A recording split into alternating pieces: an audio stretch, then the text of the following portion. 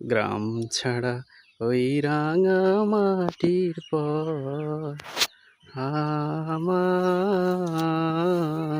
মন ভোলাই রে। আসসালামু আলাইকুম। ওয়ালাইকুম আসসালাম। সুমন ভাই কেমন আছেন? আলহামদুলিল্লাহ ভালো।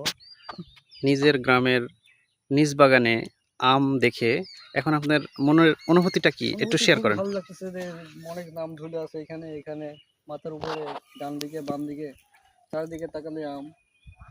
তো গ্রামে আসছি অনেকদিন পরে আম দেখার জন্য, যে এই আমটা রূপালি আম। রূপালি আম জি খাইতে অনেক সুস্বাদু, ঠিক আছে। জি জি।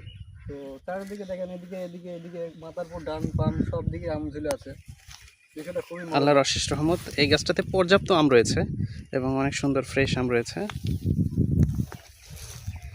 আম গাছ পাকা আম খেয়েছেন?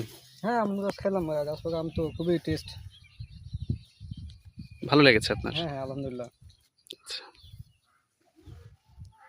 অসাধারণ রূপালি আম পর্যাপ্ত ধরেছে এই গাছটাতে।